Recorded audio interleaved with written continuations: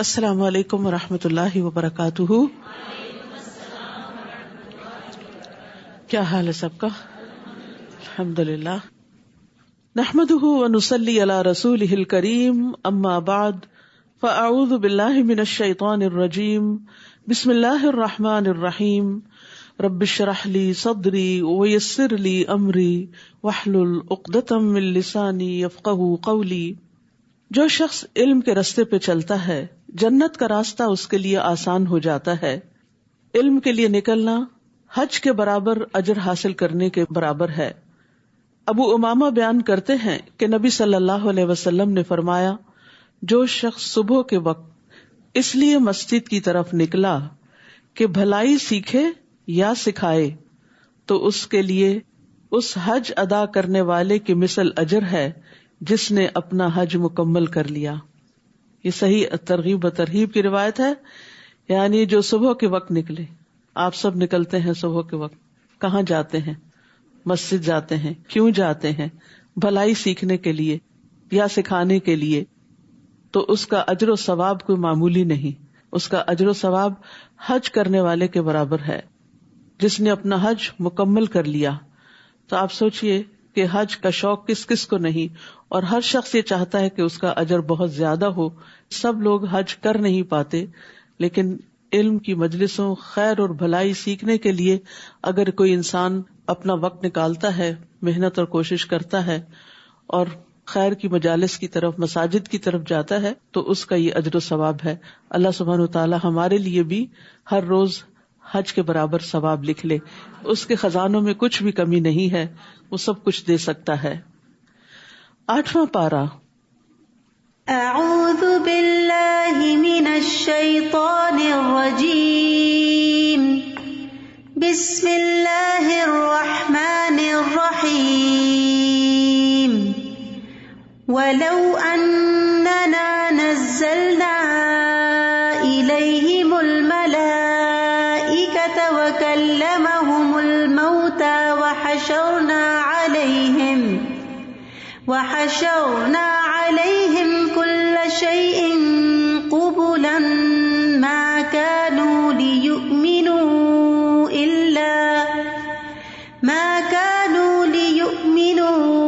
إلا أن يشاء الله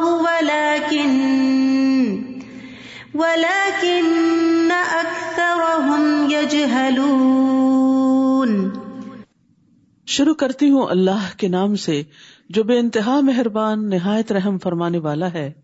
اور اگر ہم ان کی طرف فرشتے بھی نازل کر دیتے اور ان سے مردے بھی کلام کرتے اور ہر چیز کو ان کے سامنے لا اکٹھا کرتے، یعنی جن جن چیزوں کا مطالبہ کر رہے ہیں یہ کہ وہ ہمیں دکھائی جائیں تو وہ بھی لے آئی جاتی، تو بھی یہ ایمان لانے والے نہ تھے مگر جس کے متعلق اللہ چاہتا. لیکن ان میں سے اکثر نادانی کی باتیں کرتے ہیں. وَلَٰكِنَّ أَكْثَرَهُمْ يَجْهَلُونَ. یاد رکھیے، جہالت انسان کی ہدایت کے راستے میں رکاوٹ بن جاتی ہے. خواہ وہ جذباتی جہالت ہو یا علمی جہالت ہو، علم کا نہ ہونا بھی انسان کی ہدایت کے راستے میں رکاوٹ ہے. اسی طرح علم آنے کے بعد اپنی خواہشات کی پیروی بھی انسان کی ہدایت حاصل کرنے کے راستے میں رکاوٹ بن جاتی ہے. اہل مکہ کا، آپ کے مخالفین کا کچھ یہی حال تھا. اسی طرح ہم نے شیطان سیرت انسانوں اور جنوں کو ہر نبی کا دشمن بنایا جو دھوکہ دینے کی غرض سے کچھ خوش آئند باتیں ایک دوسرے کے کانوں میں پھونکتے رہتے ہیں. اگر تمہارا رب چاہتا تو وہ ایسا نہ کر سکتے، سو انہیں ان کے حال پہ چھوڑ دیجئے اور ان باتوں کو بھی جو وہ افترا کرتے ہیں. اللہ سبحانہ وتعالی رسول اللہ صلی اللہ علیہ وسلم کو تسلی دیتے ہوئے فرما رہے ہیں کہ جس طرح ہم نے آپ کے دشمن بنا دیے جو آپ کی دعوت کو ٹھکراتے ہیں اور آپ سے حسد کرتے ہیں، تو یہ ہماری سنت ہے.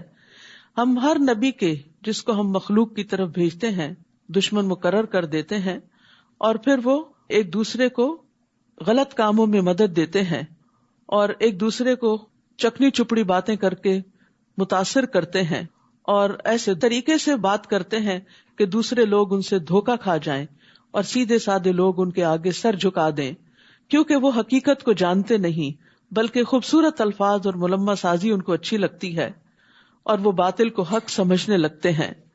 اور یہاں خاص طور پر شیاطین انس و جن کی بات کی گئی. قتادہ اور مجاہد کہتے ہیں کہ جس طرح جنوں میں شیاطین ہیں اسی طرح انسانوں میں بھی شیاطین ہیں. مالک بن دینار کہتے ہیں میرے اوپر انسانوں کے شیاطین جنوں کے شیاطین سے زیادہ سخت ہیں، اس وجہ سے کہ جب میں تعوذ پڑھتا ہوں تو جنوں کا شیطان مجھ سے دور ہو جاتا ہے، لیکن انسانوں کا شیطان میرے پاس آ کر مجھے علل اعلان نافرمانیوں کی طرف گھسیٹ کر لے جاتا ہے. یعنی خود بھی دین پر نہیں ہوتا اور مجھے بھی اپنے ساتھ گھسیٹ لیتا ہے. اور انسانوں کے شیطان جیسے ابو جہل تھا تو وہ ابو طالب کے پاس آخری وقت میں کس طرح پہنچ گیا اور پھر ان کو دین حق قبول نہ کرنے دیا. وَلِتَصْغَى إِلَيْهِ أَفْئِدَةُ الَّذِينَ لَا يُؤْمِنُونَ بِالْآخِرَةِ، اور وہ ایسے کام اس لیے بھی کرتے تھے کہ جو لوگ آخرت پر ایمان نہیں لاتے ان کے دل ادھر مائل ہوں. حقیقت یہ ہے کہ آخرت پر یقین کا کمزور ہونا انسان کے لیے گمراہی کا باعث بنتا ہے. جب انسان آخرت کو بھول جاتا ہے تو پھر دنیا کی اٹریکشنز اس کو اپنے اندر کھینچ لیتی ہیں اور وہ دنیا کی باتوں اور دنیا کے لوگوں کی خوبصورت تعویلات جو انہوں نے دین کے بارے میں آخرت کے بارے میں کر رکھی ہوتی ہیں ان میں گر جاتا ہے. تو جو لوگ آخرت پر ایمان نہیں لاتے ان کے دل ادھر مائل ہوں، نیز وہ اسے پسند کر لیں اور وہ برائیاں کرتے چلے جائیں جو اب کر رہے ہیں. کیونکہ انسان بہرحال اپنی خواہشات کے آگے کمزور پڑ جاتا ہے. ایک طرف دین ہوتا ہے، دلیل ہوتی ہے، اور دوسری طرف خواہش نفس ہوتی ہے. اور جب انسان کا اپنا اندر بھی کمزور ہو، ایمان اور یقین بھی کمزور ہو، اور پھر ساتھی اور مجلس اور کمپنی اور صحبت بھی ایسی ہو، تو پھر ہدایت کا رستہ مدھم ہوتا چلا جاتا ہے اور ہدایت پر چلنا مشکل ہوتا چلا جاتا ہے. پھر فرمایا کیا میں اللہ کے سوا کسی اور کو منصف تلاش کروں، یعنی اس سے اپنے فیصلے کرواؤں کہ صحیح کیا اور غلط کیا ہے، حالانکہ اسی نے پوری تفصیل کے ساتھ تمہاری طرف کتاب نازل کی ہے. یعنی اللہ نے اپنا فرض پورا کر دیا، تمہاری ہدایت کے لیے ڈیٹیل میں سب کچھ اس کتاب میں بھیج دیا. اب تم چاہتے ہو کہ اس کتاب کے علاوہ کہیں اور سے ہدایت حاصل کی جائے؟ اور جن لوگوں کو ہم نے کتاب دی ہے وہ جانتے ہیں کہ یہ کتاب آپ کے پروردگار کی طرف سے، آپ کے رب کی طرف سے حق کے ساتھ نازل ہوئی ہے، لہٰذا آپ شک کرنے والوں میں شامل نہ ہوں، یعنی لوگوں کے جھوٹے پروپیگنڈے کا شکار نہ ہوں.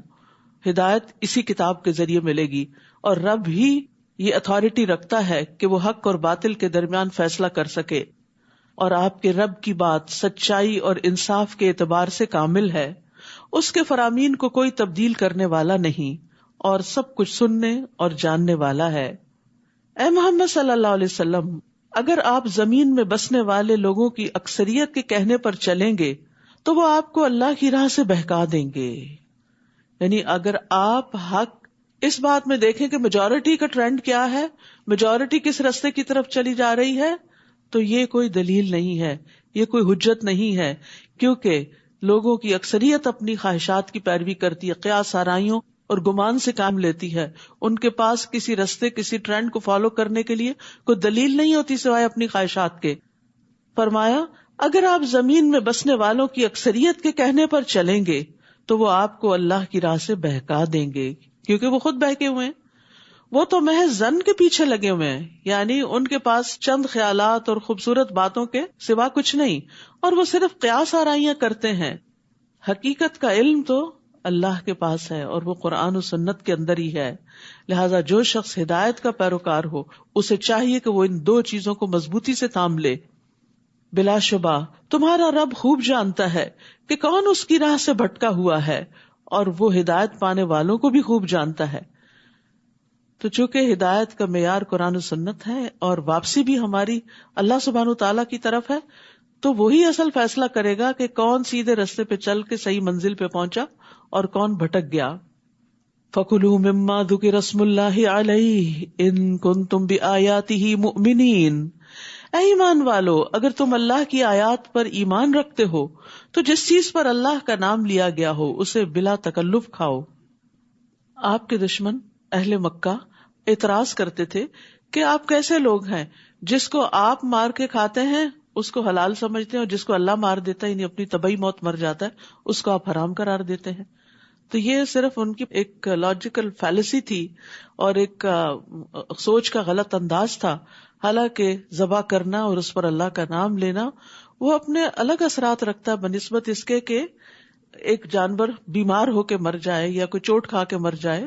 اس موت کے اثرات کچھ اور طرح کے ہوتے ہیں, اس گوشت کو کھانے کے اثرات بھی اور طرح کے ہوتے ہیں, لیکن انہوں نے اپنی اس بات کو بڑا خوبصورت بنا دیا. اور بظاہر دیکھنے میں تو یہ بات بڑی اپیلنگ لگتی ہے. ہاں واقعی جس کو اللہ مارتا ہے وہ زیادہ حقدار ہے کہ کھایا جائے بنسبت اس کے کہ جس کو انسان خود سلاٹر کر لیتا ہے. تو یہاں پر یہ بتایا گیا کہ ان کی باتوں میں نہ آئے. جس پہ اللہ کا نام لیا گیا اور جو پراپر طریقے سے ذبح کیا گیا ہو اسی کو تم کھاؤ اگر تم اللہ کی آیات پر ایمان رکھتے ہو. تو یہ حلال کھانا بھی ایمان کا حصہ ہے. پھر فرمایا آخر کیا بات ہے کہ تم وہ چیز نہ کھاؤ جس پر اللہ کا نام لیا گیا ہو, حالانکہ جو کچھ اس نے تم پر حرام کیا ہے اسے تمہارے لیے تفصیلاً بیان کر دیا ہے. یعنی اللہ نے حلال حرام واضح کر دیا ہے, الا یہ کہ تم کوئی حرام چیز کھانے پر مجبور ہو جاؤ. اضطراری کیفیات اور چیز ہیں. اور بہت سے لوگ ایسے ہیں جو بغیر علم کے محض اپنی خواہشات کے پیچھے لگ کر دوسروں کو بہکاتے رہتے ہیں. وہ اپنی خواہشات کی پیروی کرتے اور چاہتے کیا ہیں, باقی لوگ بھی ان کے پیچھے چلیں. لہٰذا وہ اپنی خواہشات کو بہت خوبصورت الفاظ میں بیان کر کے دوسروں کو بھی اپیل کرتے ہیں اور اپنے ساتھ بہکا کے لے جاتے ہیں. اور لوگ لا علمی میں, کبھی غفلت میں, کبھی خواہشات کی پیروی میں قرآن و سنت کی تعلیمات کو نہ جاننے کی وجہ سے ان کے پیچھے چل پڑتے ہیں. آپ کا رب ایسے حد سے بڑھنے والوں کو خوب جانتا ہے. تو یاد رکھیے اپنی پسند ناپسند پہ چلنا گمراہی کا سبب ہوتا ہے. اللہ اور اس کے رسول کی پسند ناپسند کو دیکھنا لازم ہے ہدایت کے لیے. اور بعض اوقات خواہشات کی بنا پر کسی چیز سے محبت رکھنا ہدایت سے دوری کا سبب بن جاتا ہے. وَذَرُوا ظَاهِرَ الْإِثْمِ وَبَاطِنَهُ إِنَّ الَّذِينَ يَكْسِبُونَ الْإِثْمَ سَيُجْزَوْنَ بِمَا كَانُوا يَقْتَرِفُونَ. تم ظاہری گناہوں کو بھی چھوڑ دو اور چھپے گناہوں کو بھی, یعنی پبلکلی کرنے والے گناہ ان کو بھی چھوڑ دو اور چھپ کے کرنے والوں کو. جیسے غیبت چھپ کے کی جاتی ہے اور تانا منہ پہ دیا جاتا ہے, تو بعض لوگ غیبت کرتے ہوئے کیا دلیل دیتے ہیں, مجھے کوئی ڈر نہیں, میں تو یہ بات اس کے منہ پہ بھی کہہ دوں گی. وَيْلٌ لِكُلِّ هُمَزَةٍ لُمَزَةٍ. بری بات کو چاہے پیٹھ پیچھے کیا جائے, چھپ کے کیا جائے, کسی کے کان میں کیا جائے, یا کسی پرائیویٹ میسج میں کیا جائے, یا پھر سامنے بیٹھ کے تانا دیا جائے, دونوں میں ہی ہلاکت ہے. برا اخلاق جو ہے وہ انسان کے تنزل کا باعث بنتا ہے. اسی طرح باقی چیزیں بھی, یعنی بے حیائی, چھپی دوستیاں, زناکاریاں, یا پھر پبلکلی اس طرح کے جسچرز, ان تمام چیزوں سے روکا گیا ہے. تم ظاہری گناہوں کو بھی چھوڑ دو اور چھپے ہوئے گناہوں کو بھی. جو لوگ گناہ کے کام کرتے ہیں انہیں جلد ہی اس کی سزا مل کر رہے گی. یعنی انسان یہ نہ سوچے کہ میں نے گناہ کیا, کسی کو پتہ ہی نہیں چلا, چھپ کے کیا, کون مجھ سے پوچھے گا, کوئی نقصان ہونے والا نہیں. ایسا نہیں, بلکہ اس کا نتیجہ نکل کر رہے گا. جو بو گے وہ کاٹو گے. اور جس چیز پر اللہ کا نام نہ لیا گیا ہو اسے مت کھاؤ. واضح بات ہے, جس جانور پہ اللہ کا نام نہیں لیا گیا اس کو سلاٹر کرتے وقت اسے مت کھاؤ. یہ گناہ کی بات ہے. بلا شبہ شیطان تو اپنے دوستوں کے دلوں میں شکوک و اعتراضات القاء کرتے رہتے ہیں تاکہ وہ تم سے جھگڑتے رہیں, اور اگر تم نے ان کی بات مان لی تو تم بھی مشرک ہی ہوئے.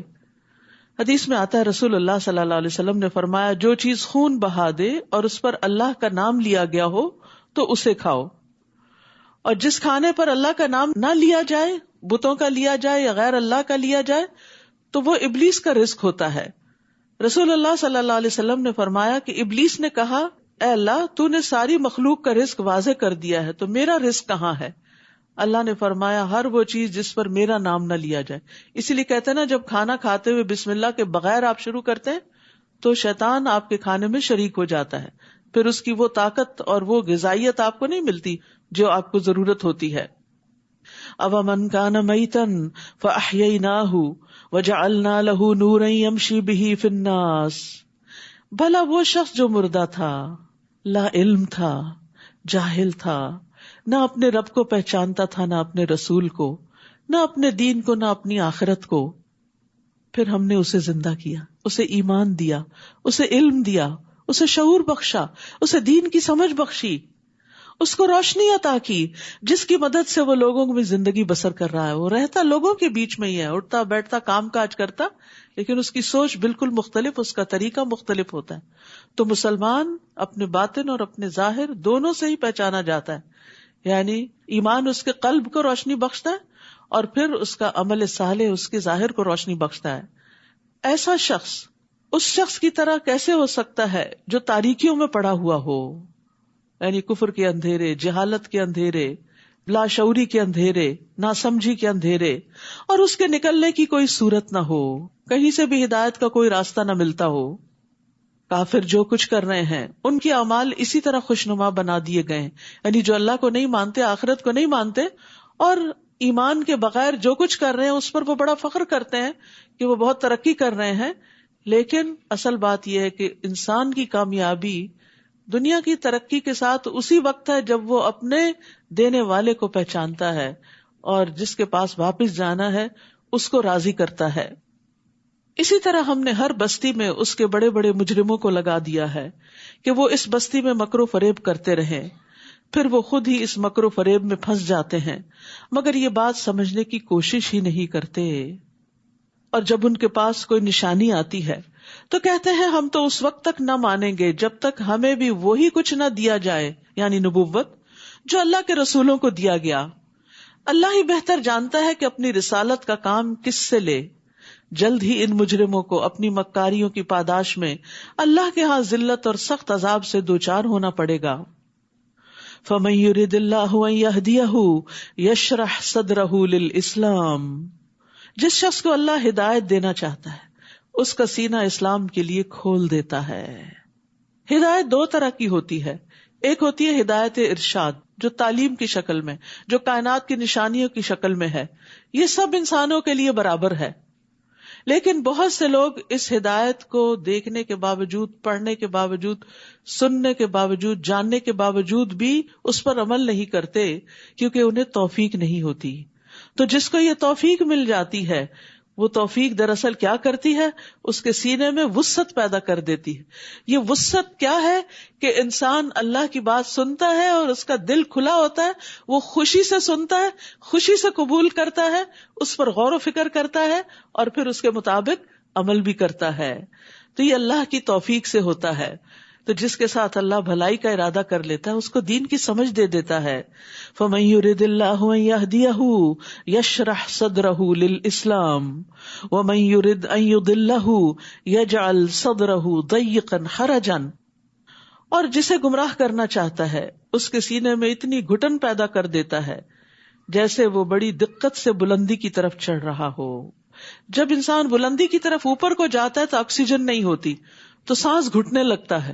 تو اس لیے قرآن کا معجزہ ہے کہ 1400 سال پہلے ایسی بات بتا دی گئی کہ اوپر جانے سے سینہ گھٹے گا, سانس نہیں آئے گا. دوسرا معنی یہ بھی کیا گیا ہے کہ ایسا انسان جیسے کوئی اڑنے کی کوشش کر رہا ہے, اڑ کے بھی انسان اوپر جاتا ہے نا, جیسے کوئی اڑنے کی کوشش کر رہا ہو تو اڑنا انسان کے لیے بڑا مشکل کام ہے. انسان کے بازو کاموں کے لیے تو ہے مگر پرندوں کی طرح اڑنے کے لیے نہیں ہے, تو یہ بھی ایک مشکل کام ہے.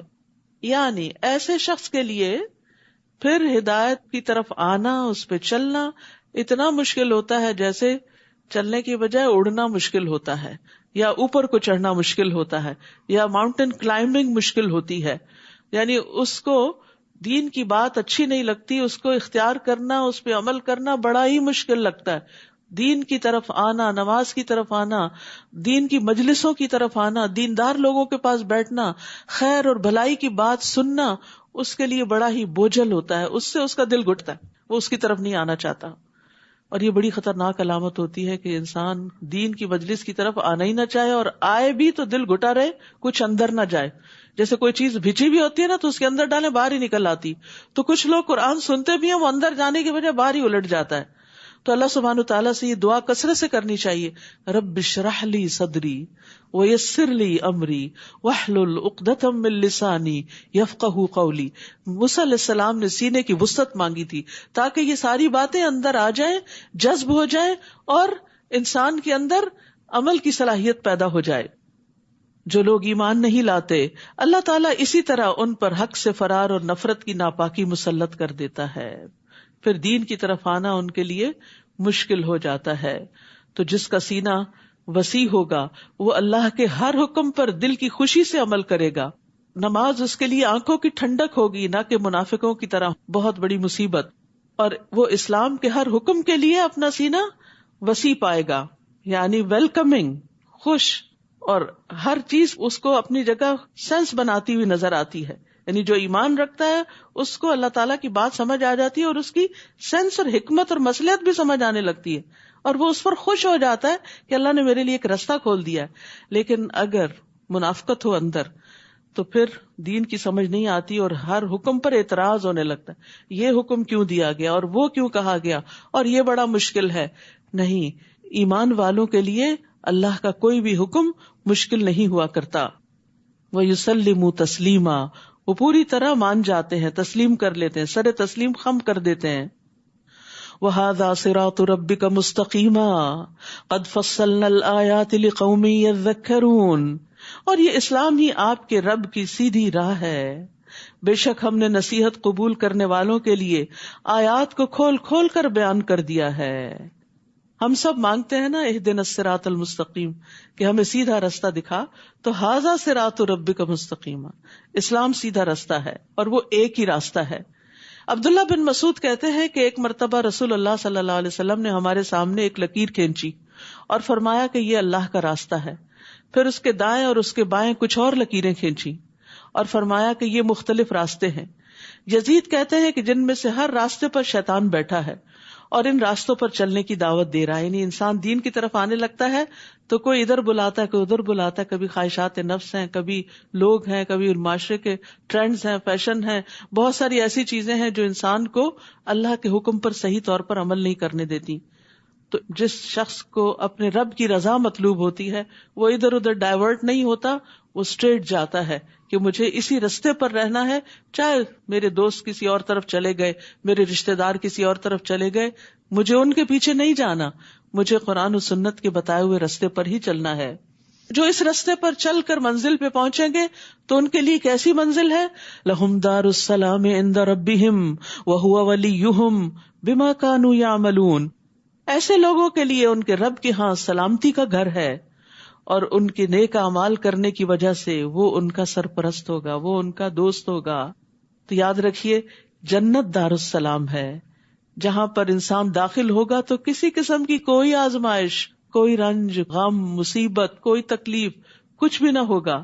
اہل جنت کو ایک آواز دینے والا آواز دے گا، اے جنت والو، بے شک تمہارے لیے یہ طے ہو گیا ہے کہ تم صحت مند رہو گے، کبھی بیمار نہیں ہوگے. یاد رکھیے جان ہے تو جہان ہے، ساری نعمتیں صحت کے ساتھ ہوتی. انسان بیمار ہو جاتا ہے تو کچھ کھانا بھی اچھا نہیں لگتا، کسی سے بات کرنا اچھا نہیں لگتا. ساری نعمتیں حتیٰ کہ اپنی اولاد اور اپنا مال سب کچھ اس کے لیے سیکنڈری ہو جاتا ہے. جو جو مرض کی شدت بڑھتی ہے تو دنیا سے دل بیزار ہوتا ہے انسان کا، اس کو پرواہ نہیں ہوتی کہ سب چیزیں کہاں جا رہی ہیں، اس کو اپنی جان کی پڑ جاتی. تو جنت میں سب سے پہلی نعمت جس کی خوشخبری دی گئی کہ تم ہمیشہ صحت مند رہو گے، کوئی بیماری تمہارے پاس نہیں پھٹکے گی، اور بے شک تم زندہ رہو گے، کبھی مرو گے نہیں. دنیا میں انسان کتنا بھی صحت مند ہو، موت کا خوف نہیں جاتا، اور جائے بھی کیسے، کیونکہ وہ تو آنی ہی آنی ہے. اور تم جوان رہو گے، کبھی بوڑھے نہیں ہوگے. جوانی کے جانے کا بھی انسان کو بڑا خوف رہتا ہے.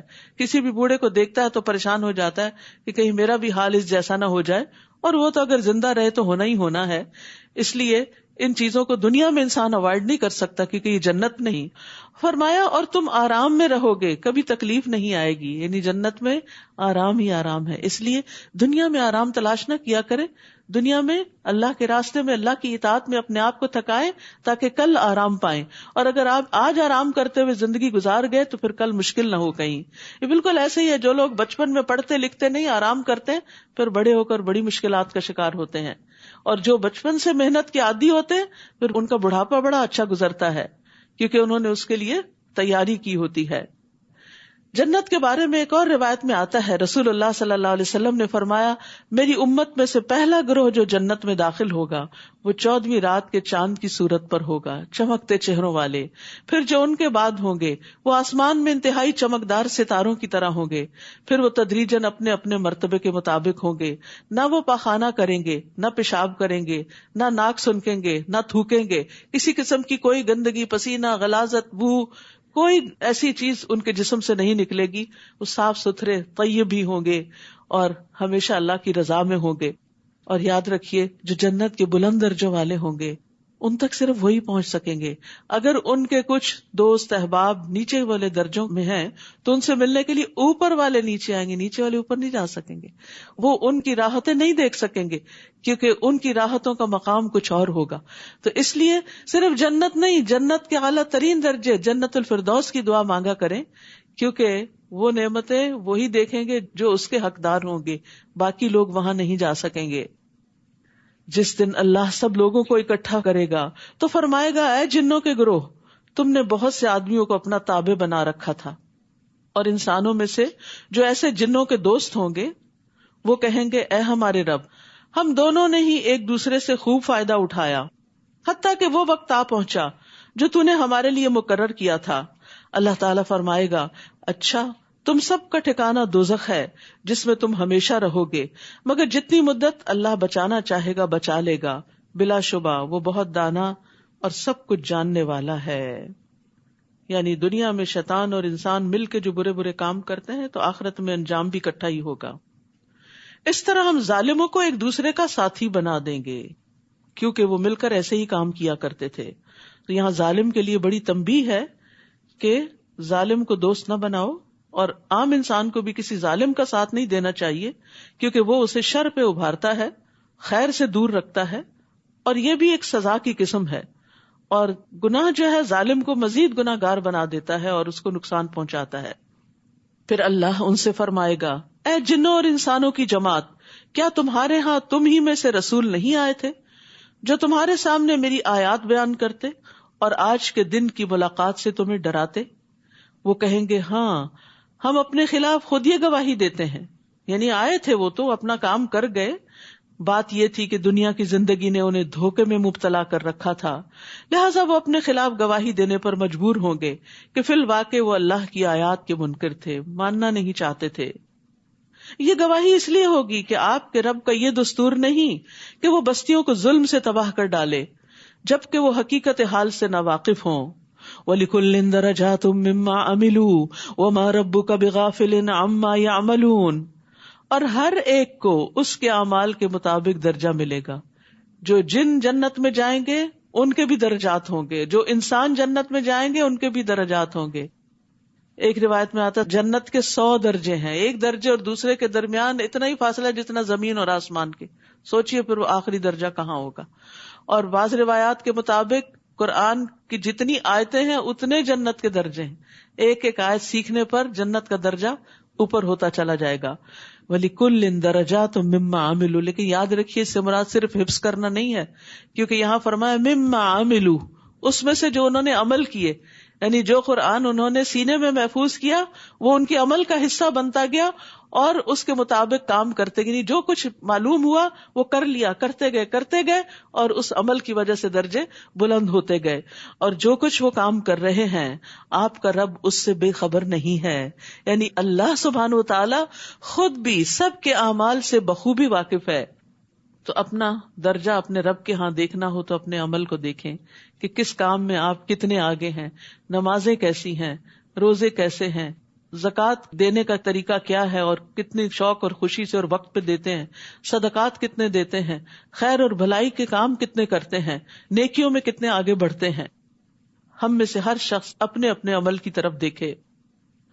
وَرَبُّكَ الْغَنِيُّ ذُو الرَّحْمَةِ، آپ کا رب بے نیاز اور مہربان ہے. اگر وہ چاہے تو تمہیں لے جائے، یعنی تمہاری نافرمانیوں پر تمہیں پکڑ لے فوراً اور تمہاری جگہ اور لوگوں کو لے آئے. لیکن کتنا مہربان ہے وہ رب جو ایک کے بعد ایک دن ہمیں دیتا چلا جا رہا ہے کہ ہم کوئی نیکی کے کام کر لیں، مہلت پہ مہلت. اور جس کی عمر 60 سال ہو جائے پھر اس کے پاس تو کوئی عذر بہانہ رہتا ہی نہیں. اللہ نے اس کو جینے کے لیے بہت سارے دن دے دیے اور بعد میں تو انسان بونس پہ ہی جیتا ہے. فرمایا اگر وہ چاہے تو تمہیں لے جائے اور تمہاری جگہ اور لوگوں کو لے آئے جیسے تمہیں اور لوگوں کی نسل سے پیدا کیا. جس چیز کا تم سے وعدہ کیا جا رہا ہے یعنی قیامت، وہ یقیناً آنے والی ہے اور تم اللہ کو عاجز نہیں کر سکتے، یعنی کہیں بھاگ کے چھپ نہیں سکتے. سب پکڑے جاؤ گے، سب سامنے لائے جاؤ گے، سب کا حساب ہوگا. آپ ان سے کہیے اے میری قوم تم اپنی جگہ عمل کرتے جاؤ اور میں اپنی جگہ عمل کر رہا ہوں، پھر جلد ہی تمہیں معلوم ہو جائے گا کہ انجام کار کس کے حق میں بہتر رہتا ہے، اور یہ تو یقینی بات ہے کہ ظالم کامیاب نہیں ہو سکتے۔